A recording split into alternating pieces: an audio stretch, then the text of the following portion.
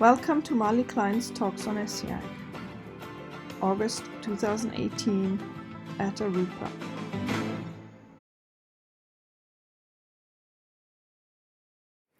How was I introduced to the Essiac herbs? Well, the same way as everybody, most people, through a tough diagnosis, My husband was diagnosed with a brain tumour, and it was grade 4, glioblastoma multiforme, and they are the most aggressive and the least possible to cure at that time.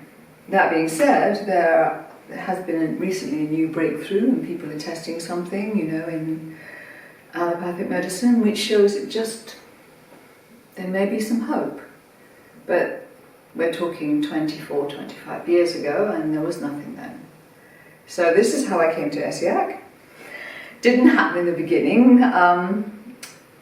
It actually happened on November the 5th, 1993.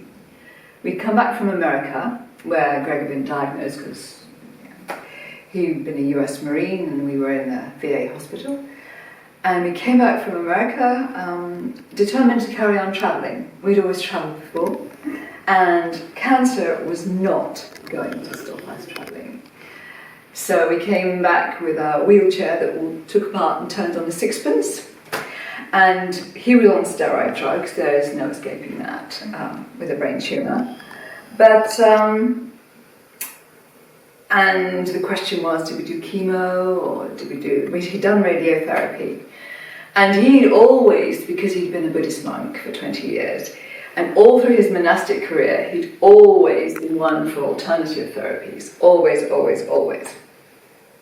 But we hadn't actually found anything that appealed to him. When you've got somebody who's desperately sick with cancer, you let them decide what they feel that they can actually cope with. And that applies to allopathic and alternative medicine. Now, this is the person with it understands it the best. They just have to be reminded that they do sometimes. So Gregory was absolutely flooded, inundated with all kinds of suggestions, and he was extremely tired because he was quite literally concentrating on staying alive. Mm-hmm. He didn't want to leave me, and he didn't feel ready to go to other dimensions at the time. So he just said to me, too much of a good thing is no good at all, I'm not doing any of it. We'd had radiation, and that had been very difficult, just because after 5 weeks he said, I've had enough, and they insisted that he had the 6th week, and then he didn't feel so good. So probably the 5 weeks was fine. But so on November the 5th, 1993, which is in England Gunpowder Treason and Plot Day, it's quite a day.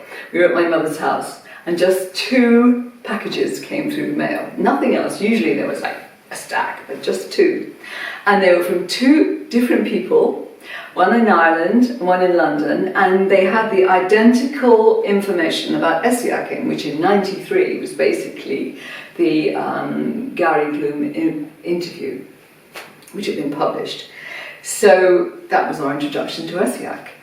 And I looked at it and read it, and I said, what about trying this? And he said, no. And I said, okay. I said, let's read it again, and supposing I find the herbs. And he says, if you want to.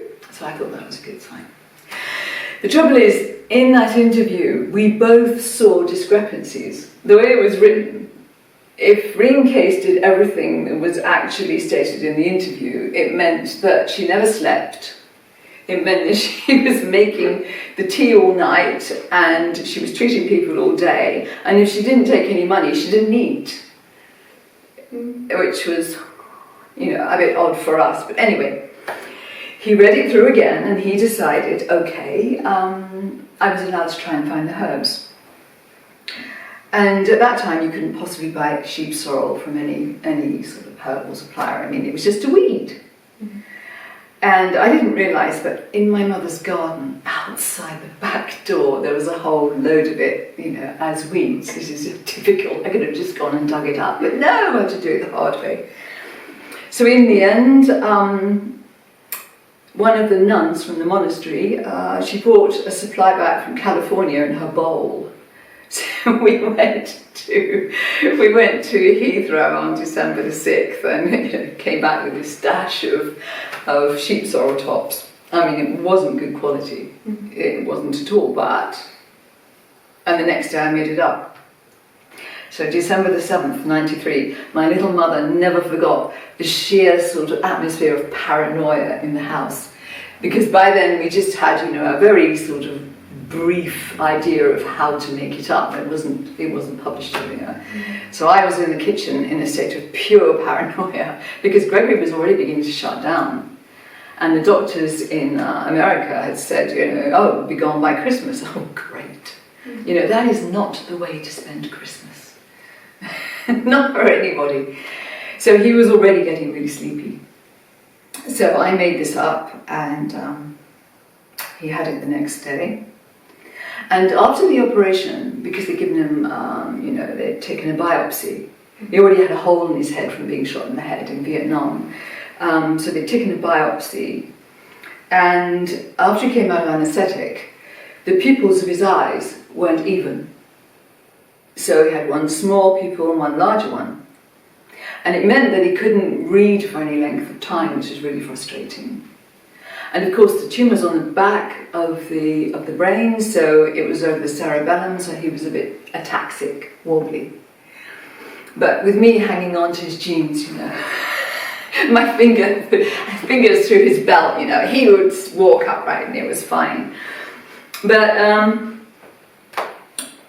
within a week of taking this Essiac, and I mean, remember, it was really poor quality herbs, basically. The sheep sorrel it looked like yellow and pretty bad. But that was then. But within a week of taking it, his eyes, the pupils, reverted to normal, which was a great surprise. And then he was able to read. And then he got his energy back. And so you can imagine somebody who's a bit wobbly, ataxic, who really wants to get up and go everywhere. I mean, it became a nightmare. He wanted to go up, up into the woods, into the forest, and look at things. And there was a time in France later on when he decided to jump a stream. Oh, for heaven's sake! We ended up in a heap on the other side, But U.S. Marines, you don't sort of stop them doing things. But this is how I, started to use Essiac, and of course, with his improvement, there was no way he was going to die on me at Christmas.